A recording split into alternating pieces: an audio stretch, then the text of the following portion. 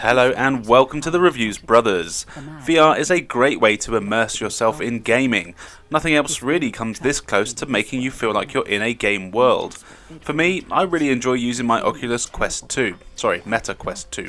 And I would admit that most of the games can struggle to feel like more than glorified tech demos. But when you realise that VR isn't really something that most sane people spend as much time in one sitting playing as consoles or PCs, it kinda makes sense. Also, the Quest 3 was recently released, and all Quest 2 games, I believe, are backwards compatible. So, if you're looking for some games to check out on your new Quest 3, or maybe you've bagged yourself a Quest 2 at a reduced price and need some new games, here are a few that are well worth your time. Now, how about I shut up, you press that subscribe button, and we take a look at some games. First up is one of the most popular VR games of all time, and that is Beat Saber. Beat Saber is a rhythm game packed to the brim with high energy drum and bass music. As with all good rhythm games, the gameplay is incredibly simple. You stand in one place and have a Beat Saber in each hand. These are always two different colours. Then, as the music starts, cubes of the same colour as your batons will come at you and you just have to slice them up. But it's not as easy as going mental with your sabres. The cubes have arrows on them indicating which direction you need to slice them in. This could be up, down, left, right, or even diagonally. If a cube has a dot and not an arrow, then you can do what you want. As well as this, there's other things that come at you. There's walls which need to be avoided by leaning or ducking out of the way of them. If you do touch them, you could lose the song. And then there's black bombs. Of course, you just want to avoid these and don't chop them up. The game is mainly about high scores, and you get points for doing combos and not missing cubes. There is a white bar at the bottom of the conveyor thing that the cubes come down, and that's your health essentially. Miss a cube or slice it the wrong direction and you'll lose health. If this gets depleted, you'll lose the song. Doing successful cuts builds the bar back up. Depending on the song and difficulty, you can't really miss too many before it's game over and you've got to restart, and some of the levels are really damn hard. There's a few game modes. There's a campaign which I highly recommend playing through, as it's a great way to learn techniques, and the levels here start pretty easy but get really tough by the end. Also, they add in slight changes. For example, you might only have one saber, or you have to get a specific score or not miss a single cube, or sometimes deliberately miss a certain number, making it hard to complete the level. Then you've got the standard mode where you can just choose from any of the unlocked or purchased songs that you have. Select your difficulty and any modifiers you want to add, like no walls, more bombs and that sort of thing, and you can see what scores you can get. There's also a practice mode where you can play the songs on any difficulty but can't fail them, and this is a great way to learn them. And you can even play online against real people to see who gets the highest score, and this is pretty cool because you can actually see what they're doing as they're playing. This is one of those games that's so simple but just stupidly addictive, and you always want to have just one more try. I ended up playing it for ages while getting this footage, and I had a blast. I hadn't played it for a while, and I'd forgot how damn hard and addictive it could be. On the higher difficulties, the game is crazy fast with hundreds of cubes, and you need mad reactions to get through. You will need to learn the songs if you want to beat them, as they all have patterns and rhythm, and it's just so fun to play. The graphics are actually excellent, but they are very basic. This is deliberate though, and all of the crazy neons just looks really cool with the headset on. There's hundreds of songs here, with more being added quite regularly still. Most of these are song packs that you have to pay extra for, but there's more than enough free ones to keep you going, and the ones that are there are pretty awesome, and I actually do listen to them outside of the game. There are a couple of duds, but it's mostly a very good soundtrack. This is often a free game when you buy a new Quest, but even if you don't get it free, I would say that it's worth the money, and I don't know a single person that hasn't enjoyed playing this game.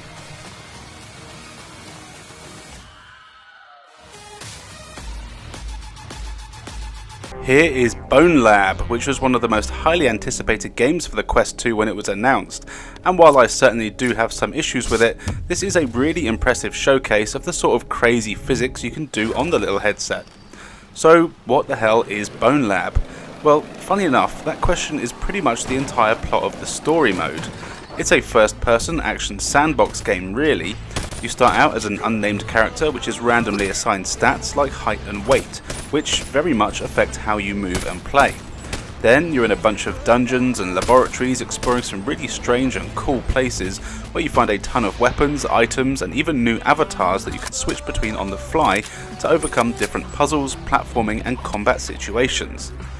The game's biggest focus, as mentioned, are the physics, and this is what a lot of the gameplay revolves around. Pretty much everything in the game has proper weight to it and works kind of as it would in real life.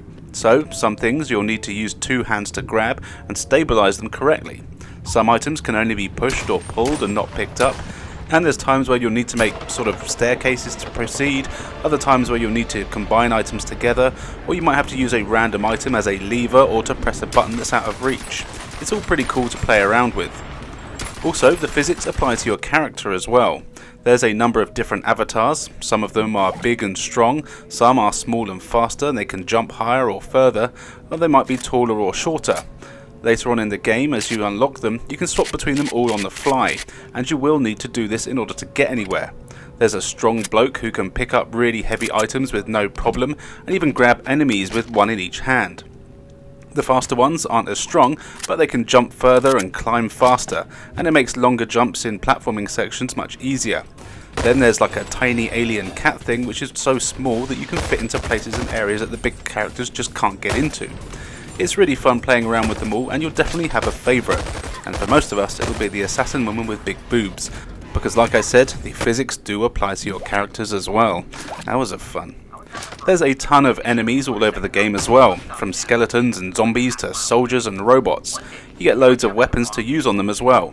Melee combat works well here, and you can just punch enemies to death if you want, or if you're strong enough you can lift them above your head and Hulk smash them into the floor.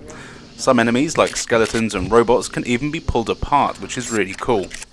And there's so many little things you can just sort of do. For example, if you are a stronger character and you're up against enemies with weapons, you could just pick up a table and carry it with you using it as a shield and then just smack them on the head with the table to kill them. It's really cool when you play around with it. There are plenty of guns here, and actually one of the problems I mentioned earlier I have with the game is that the aiming is really difficult. There's not really any auto aim here, and I do find it hard to hit most things with guns. Now, chances are this is just because the game is kind of realistic and I'm not actually John Wick and need to learn to properly aim.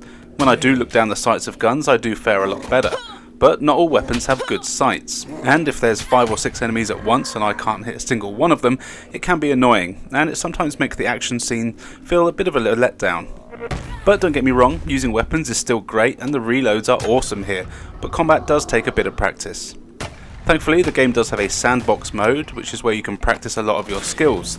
There's combat arenas where you fight waves of enemies that get harder and harder, and there's also time trial combat arenas where enemies are in fixed places, and you've just got to see how quickly you can take them all out. These are good fun. There's also parkour rooms where you can practice your jumping and climbing, as well as sandboxes where you can pretty much create your own scenarios. Also, one of the big attractions for the game is that it fully supports and encourages mods. This means there's hundreds of new levels, weapons, items, and yes, big boobed naked characters that you can add to the game to play as or against. These mods are great, and while some of the user created content is a bit rubbish, a lot of the levels and campaigns are actually good fun. There's a hell of a lot you can do here. There's running, jumping, shooting, even driving sections.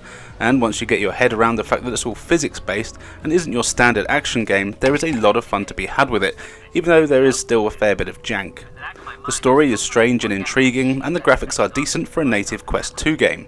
And the music, which I really should have mentioned earlier, is bloody brilliant. This one has one of the best soundtracks for a Quest game that I've heard.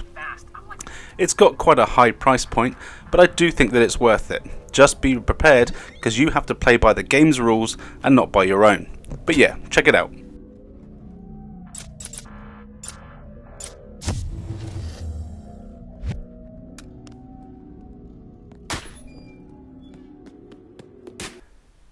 If shooting stuff is your scene, but you don't want all the rubbish around it, then you might want to check out Gun Club VR. This is a pretty simple shooting gallery game that is a great way to get used to weapon physics and handling in VR. It's a simple game. You start out with a pistol in one location, the warehouse, and then you play through a series of gun ranges, shooting targets within a time limit, and the better your score, the more money you earn. You can use this money to buy a ton of new weapons, as well as upgrades and attachments for any of the other weapons to help you reach a higher score. There's a few types of range. You've got simple target ones where they'll just pop up and you have a few seconds to shoot them before they go down again. There's action stages where you can actually move around the level to certain spots before the targets pop up. There's a zombie horde mode where cardboard cutouts of zombies actually move towards you and you've got to headshot them. And then there's another one which just kind of has crazier locations for the cardboard cutouts. So it's not very complex or in depth, but it is a hell of a lot of fun to play. There's loads of weapons for you to buy. There's a lot of different pistols, rifles, assault rifles, shotguns, sniper rifles, machine guns and more. And they all look, feel and handle very differently, as you'd expect. Also, they do have to be reloaded manually, so you've got to pull out your magazine, insert the new one and cock it to get started. This always feels incredibly satisfying to do, but some are a lot harder to do than others, and some even took me quite a while to figure out how the hell to reload the bloody thing. But once you do, it is satisfying. Something that I really like is that the challenges and levels for each gun are different, so you're not replaying the same levels over and over with different weapons. They're all actually built around the strength of the weapons, so you'll be using shotguns, you'll notice that there's much less things to shoot than the machine guns, thanks to the slower rate of fire and reload times. This is really cool, and I love that you just don't do the same thing over and over. You can also get a knife and grenades, but these are really more for show than anything else, and I didn't really tend to use them. You will want to visit the upgrade shop though. This is where you can buy additions for your guns like extended mags for more shots per clip, laser sights and even flashlight attachments that are required for some of the levels in the dark. The game is pretty generous with money as well, so it doesn't take too long to unlock a few weapons and attachments and you won't be doing a crazy amount of grinding. The game looks decent enough as well. The weapon models are detailed and you can even change fire modes on guns that have the option for single or full auto. This is cool and it does let you play how you want.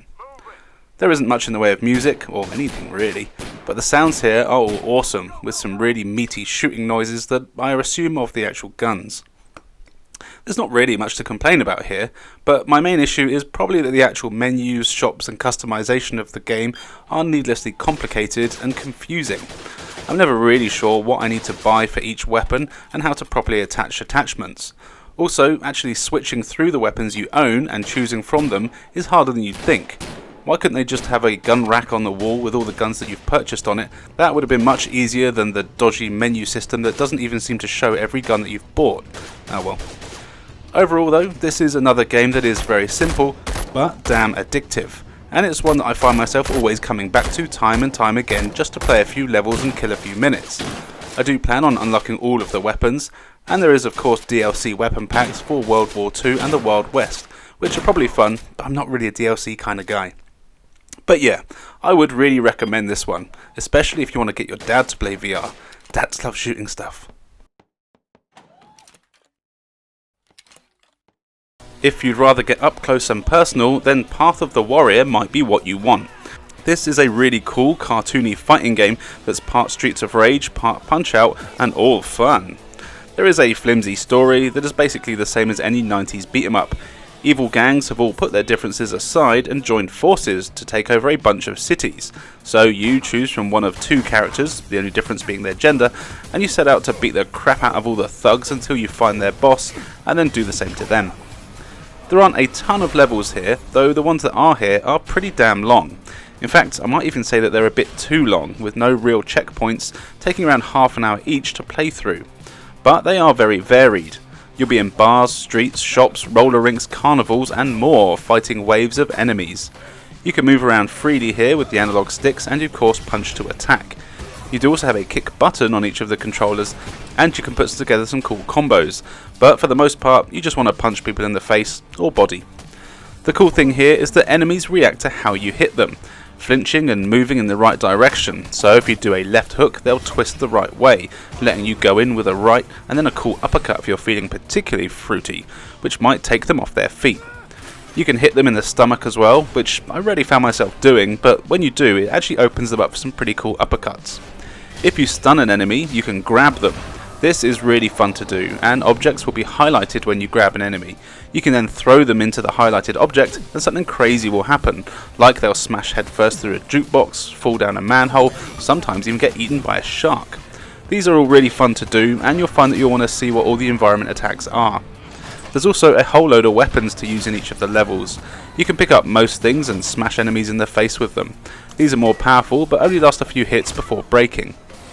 What's cool is that enemies have weapons, and you can punch them out of their hands, which then makes time slow down, so you can grab the weapon in mid-air and then use it against that enemy. It always looks really fun to do. Beating enemies also builds up a rage bar, which, when it's full, you want to punch your fists together and you'll activate your special ability. This can be that everything is a one-hit KO for a short time, or you get an unlimited supply of throwing knives for a little while, and you do get new abilities every time you beat a boss, and you can swap between them on the fly by swiping on your smartwatch. There's not a whole load of enemy types, which is a bit of a shame, maybe 7 or 8 in total, not including the bosses, but this is where the punch-out similarities come in. General enemies are basically just fist fodder, but others have certain patterns and weaknesses that you'll need to learn, so you have to block or dodge attacks before hitting back, or some enemies you need to hit in the stomach only, and so on. The bosses are all really fun to fight here, and have some really cool attacks, and the game does get pretty challenging pretty quickly. Graphically, I think it looks amazing. It's got fantastic cartoon art style that really works well for a game like this, and the amount of expression on the characters is fantastic. Again, there's not a huge amount to fault here. The levels do drag on a little bit with the lack of checkpoints, and it's also the reason you're only seeing one level here. But it is lots of fun to play, with mini games you can unlock as well, like punching bags and pulling pints. You can play this in 2-player co-op as well, which I would love to try, but I don't know anyone else that actually owns this game, which is a real shame, as it would be good fun. But yeah, do check this one out. Also, the theme song is feckin' epic.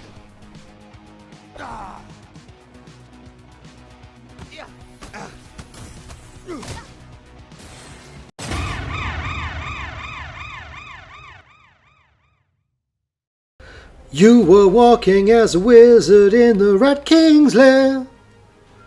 When I met you, you zapped a rat and threw a fireball. This much is true. Demeo with me, baby. Demeo with me, oh. Demeo with me, baby. Demeo with me, oh! This is Beltbuckle Bill, coming in your ears, hijacking TRB, showing you the video games that they don't want you to see because they aren't edgy enough. So I'm here to talk to you about Demeo, or Demeo. Pronounce it as you see fit. Demeo is an RPG turn-based dungeon explorer originally released on the Oculus, but now available in other formats. I haven't played them, but I assume Oculus is the best because it's the only one I've played. You take control of 2, 3 or 4 characters with unique abilities as they hunt down monsters, looking for one holding the key so they can proceed to the next level. Once at the final level, it's boss time! With 6 playable characters and 5 dungeons, with each taking up to 3 hours to complete, there's a lot of playtime to be had. Best of all, you can play with chums or randoms. I can't recommend this game enough. It's like a board game, but without the setup or pack-up, and with limited rules. Using your Oculus controllers as your hands, you pick up and move your characters around the gridded dungeon. If you choose an unoccupied space, you move to it. If occupied, you interact with whatever is there, which means fighting if it's a monster. Turning your hand shows your cards, which you can use instead of simple move and melee actions.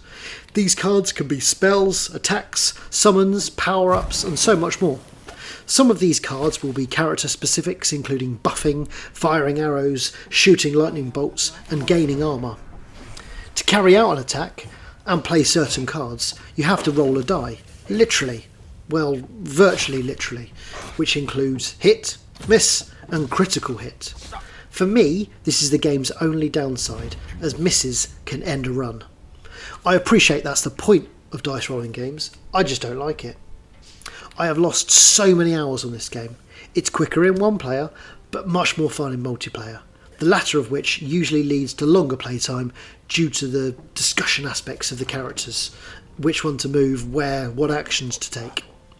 Each dungeon has 3 levels, with the first usually taking up to 30 minutes, the second up to an hour, and the boss level varies significantly, especially if you're on the ropes. Some runs can seem brutal, Randomised enemy spawns and randomisation in some dungeon setups means you don't know who is waiting around the corner, so caution is usually your friend. The first time a character is downed, you have 3 turns to heal them. If you fail, they're gone for good. The second time they are downed, you only have 2 turns to heal them, and so on. There is still so much more to cover, but I have waffled on for long enough, so I'll simply end it by saying, buy it and give it a go. You will not regret it.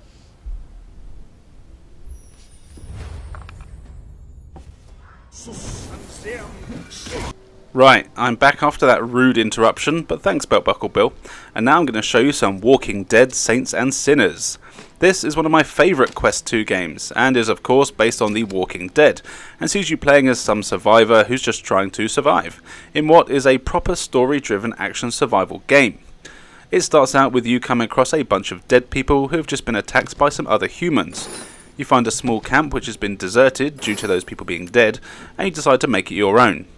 But not before you're given a bit of spiel about some nasty groups of people and how you need to fix a radio and talk to people to find out where there's a new safe haven. So then you start visiting nearby locations where you've got to fight off enemies, scavenge for resources, and of course do your best to avoid the nasty peoples. And this is done so well, and it's a proper actual game. There's about 10 different locations that you can visit. Not all of them are available right away, and you'll get to certain points of the story to open them up. When you get to these locations, there's a map and clear objectives. These involve finding certain things, killing certain people, activating generators and things like that. And sometimes things you do in one location can actually affect the other locations as well, which is pretty cool. You also meet a lot of people along the way, other survivors. Some of them will give you side quests to do, which again tend to be killing someone, finding something, or sometimes even rescuing people being held hostage. Other people will just ask you for supplies and might give you something in return, and some even just try and rob you, just stab those ones in the head. What's cool though is that the game has a big focus on building relationships with the different factions, and depending on how you talk to people and who you let live or die, you get different missions and objectives. Scavenging is a big part of the game. The game is played in days, and you can only visit one location per day. When you're there, you also have a certain amount of time before a big bell goes off, and then a ton of zombies appear out of nowhere, making it very hard to get out alive. So it's always good to have some sort of idea what you plan on achieving on every day. Some days you'll want to focus on completing objectives, and other days you will want to spend them just scavenging and finding items. This is because at your base you can craft things. There's 3 craft benches, one for weapons, one for food and one for inventory. These are fairly self-explanatory. The food one lets you make recipes to give you stamina boosts, more health, and even other perks like moving faster, doing more damage, and so on for a short amount of time. The weapons one lets you craft new weapons, from knives, axes, and even swords, to machine guns, and what is my favourite weapon, the bow and arrow, which you can use explosive arrows for massive damage. Then there's the inventory one, which lets you upgrade your gear, letting you carry more items, move faster and quieter, and have more armoured clothing so you can take less damage. The workbenches can all be upgraded, and of course to do this you will need certain materials that you'll get from things you find in levels. The reason it's important to do this is at the end of every day you go to sleep, and then when you wake up there's more zombies and less supplies available. So the balance of collecting and objective completing is very important, as you can be woefully underprepared if you haven't bothered upgrading weapons and items. And speaking of weapons, the combat here is fantastic. You've got melee and ranged weapons. I personally prefer melee weapons, stabbing zombies in the head, and I tend to save my guns for humans, who also have guns a lot of the time, making it much harder to deal with them up close. You can grab pretty much any enemy by the head and hold them back so they can't bite you or push them away. Meanwhile, you get your knife, screwdriver, or even a broken bottle and shove it through their head. It's so damn satisfying. But be careful, as every action uses stamina, and you don't get a whole load of it, and if you're too tired you won't be able to fight back, which isn't too bad if there's only a couple of zombies, but later on you'll find there's 10 or so in one place, and it can really do a number on you if you only have a crappy knife. The guns feel pretty good to use as well, and have to be reloaded properly, which can be tense in the middle of a gun fight. I love using the bow and explosive arrows against humans though. It's by far my favourite weapon. It's silent and can really mess people up. Getting around the levels is pretty good. You can run short distances and climb lots of pipes to get into higher places, but again, be wary of your stamina. You'll need to do a lot of sneaking around as well, and you'll want to learn to be as quiet as possible. And what's cool is that you can actually turn the option on so your microphone works, so if you make noise in real life, people and zombies will hear you. The story itself is pretty good, and as mentioned, can change as you play depending on what you do. All other characters can also be killed, but you won't be liked if you just kill everyone, and you won't get given side quests where you can get some really good blueprints for crafting and some decent items and weapons. Also, if you do just kill everyone, the other people know it, and if they see you, they won't hesitate in busting a cap in your ass. I really like how the game looks. It's based off the comics rather than the series, so it has that sort of art style and it works really well. But it can still be really creepy at times, going through some of the environments, sneaking through cramped houses or school buildings with only a screwdriver to defend yourself with. And it did actually make me jump a couple of times as well. I highly recommend this game to anyone that's a fan of horror and killing zombies. Stabbing undead people in the face has never been more satisfying. There's also a sequel called The Walking Dead Saints and Sinners Retribution, which I plan on getting at some point when it goes on sale, because I'm a cheapskate. In the meantime though, I have no issues going back and playing this one, and nor should you.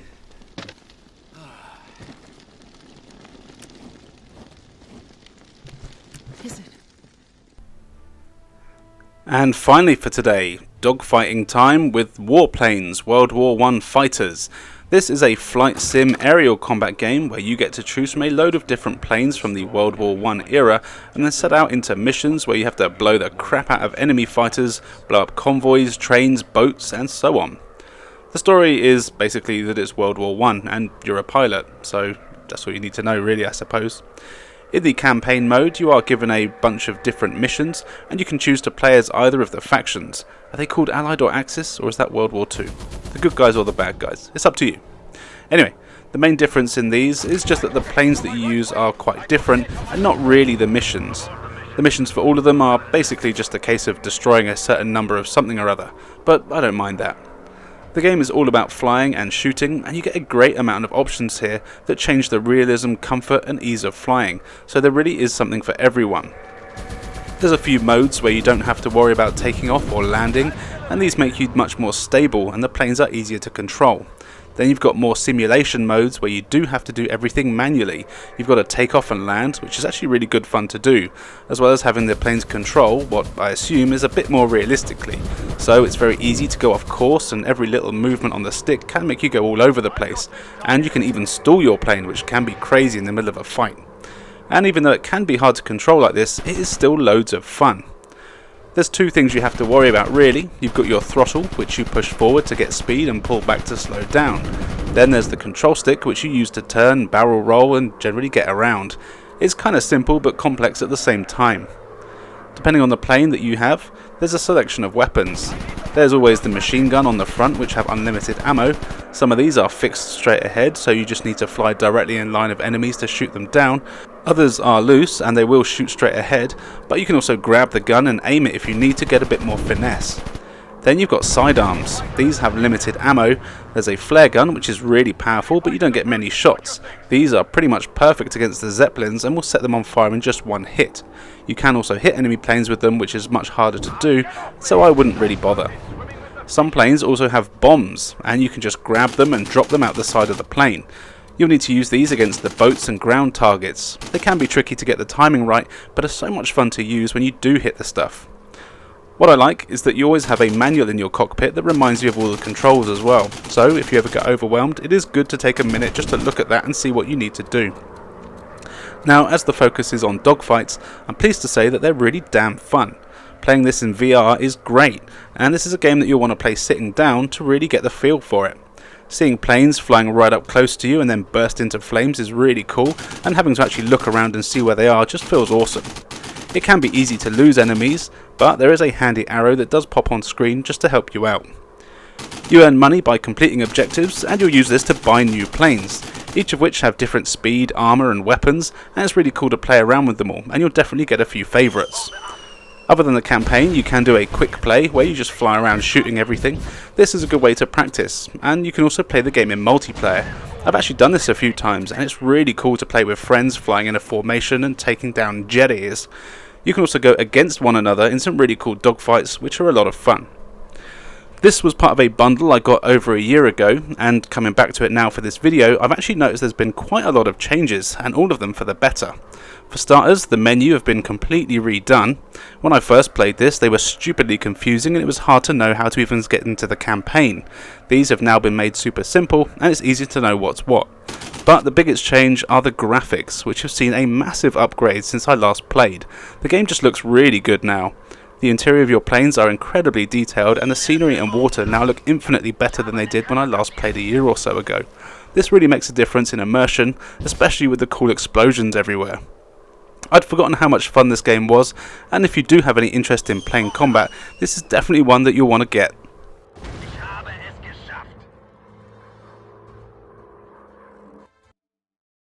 So there you go, a bunch of games well worth a look if you want some truly immersive experiences on your Quest 2, or maybe Quest 3. And you never know, they might even be better on the Quest 3 with its added power, but I don't really plan on getting one, so we'll likely never know. I've got plenty more that I can talk about, so expect to see more in the future. And yes, I do have Resident Evil 4, and it is amazing and everyone should get it, but there's also so many versions of that damn game out there that I don't really think anyone needs to be told that at this point. But hey, maybe I'll include it in the next one.